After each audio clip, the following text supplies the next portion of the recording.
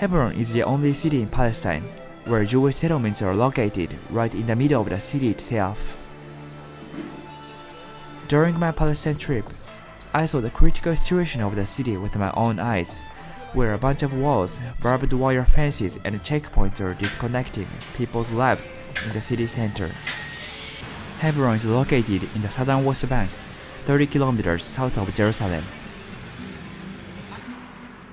Before Hebron, I was staying in Bethlehem, which is one of the most tourist-heavy cities in the West Bank, as it is famous for being the birthplace of Jesus Christ.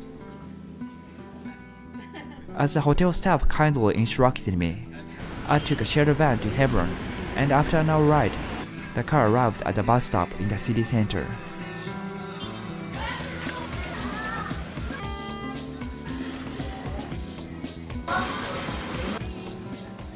Hebron is the second largest city in the West Bank, and is also known as the site of the tomb of Abraham, or Ibrahim, who is a great prophet and the epic father of both the Arab and Jewish people.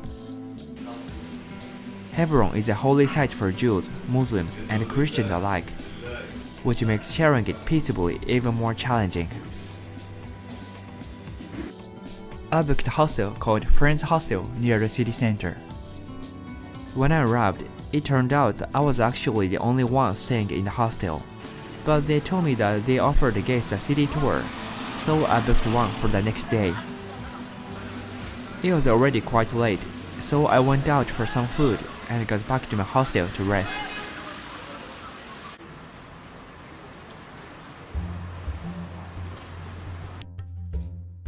The tour guide's name is Hassan. He is from Hebron and is working as a tour guide at his side hustle. Because Allah has a YouTuber, I trying to show you everything. Yes, please. يعطيك العافية. The tour started at one of the checkpoints in the city center. This is checkpoint, the main entrance to Tel el-Halil neighborhood. So Tel el-Halil neighborhood, there is like a Palestinian and a settlement and the settlers inside it. So the situation for Palestinians inside it is very hard. And that's in that way it's like Hebron 1, and in that way it will be like Hebron 2, which mean like Hebron H1 and H2. So this is H1. Yeah, this is H1. That will be like the military protection and service from Palestinian. But the other side is H2. Yeah, exactly. Hebron is split and referred to as two separate sections, H1 and H2. H1 is governed by Palestine, and H2 is governed by Israel, but the borders are manned by Israeli soldiers. What shocked me was that the border runs right through the middle of the city. The first checkpoint he showed me was only several dozen meters away from the downtown of the Palestinian side, where a bunch of shops and houses line the streets. So can you go through it like as a Palestinian? Actually, who is living inside? There is like a list name. So for who is living inside it. We walked through a market towards the old city, while Hassan was showing me a lot of block entrances to land that is now occupied by Israeli settlers. Although a lot of Palestinians were expelled from their homes in H2, there are still some Palestinian residents left there.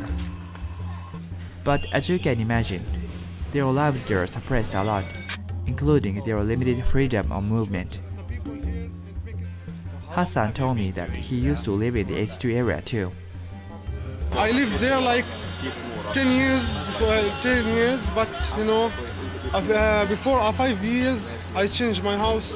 So now you can't go inside? No. We went to the old city of Hebron, which is known for its historical value and registered as a UNESCO World Heritage Site. In the old city, what used to be a busy market, full of joy and happiness, didn't look very vibrant anymore. But the shops and inhabitants remaining there are still happily welcoming tourists and preserving the traditional food and crafts of Hebron.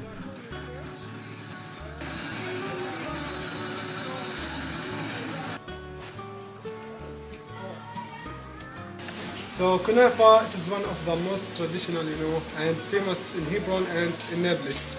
So when you come to Hebron, you have to taste kunafa. Yes. It's very delicious. It looks really good. Yeah. Thank you so much.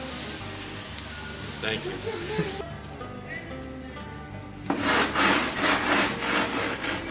Then inside, I show you how we paint one camel from the sun.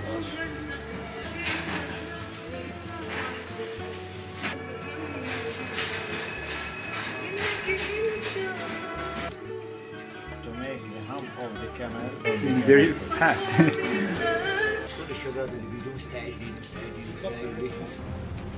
Handmade glass and ceramics are another thing Hebron is famous for, and there are still a few factories functioning today. We coming here for the classes victory. And by the way, 60% from the products of traditional factories came from Hebron.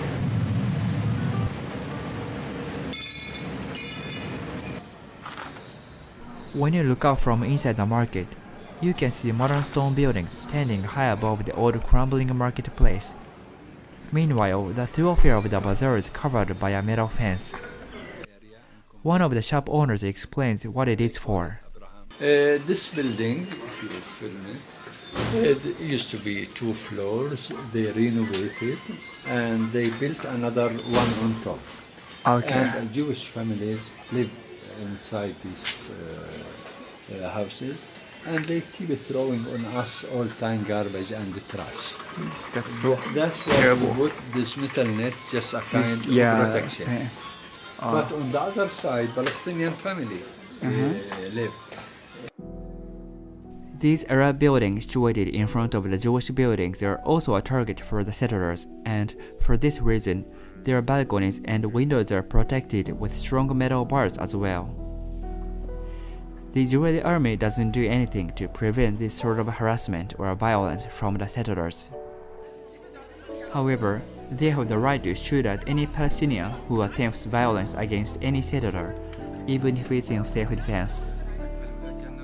Because they are watching from that white. Yeah. And if you don't see, we have another one on top of that building. 2 military watching towers. Right. Only this small section. Although there were some Palestinian inhabitants left, many streets were just abandoned, and most businesses and shops were closed.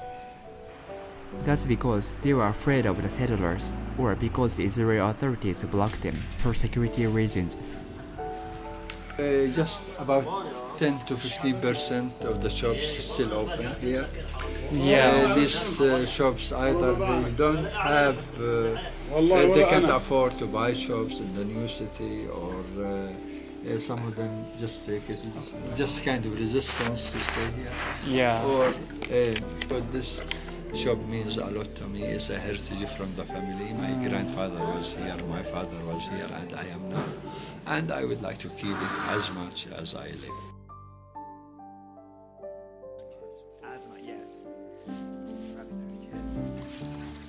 Another shop's owner said that the soldiers had attacked the shops and thrown black paintings onto many items 1 month ago. He still had those items covered by the painting in the shop and pictures of the blackened shop right after the attack to tell visitors about the incident.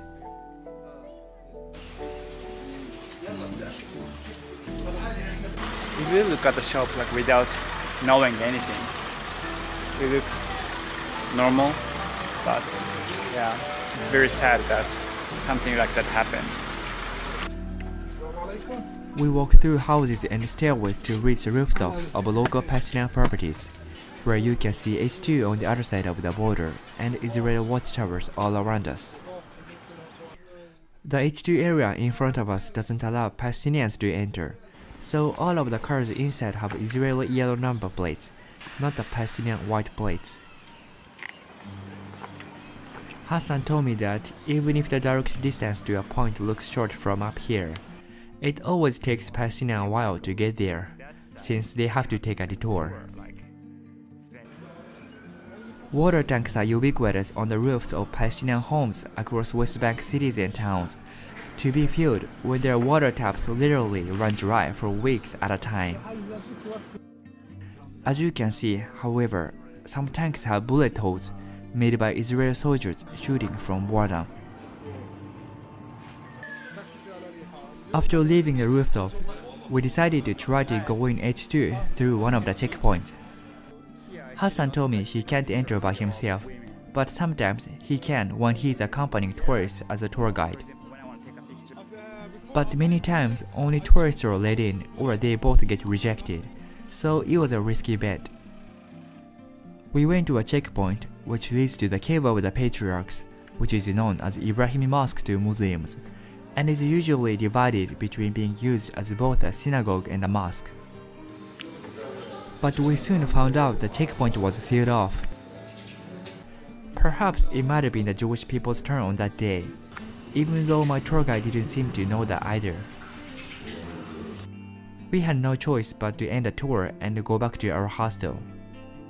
I couldn't give up on exploring H2, so on the next day, I decided to get in by myself to see what's going on in the Jewish settlement.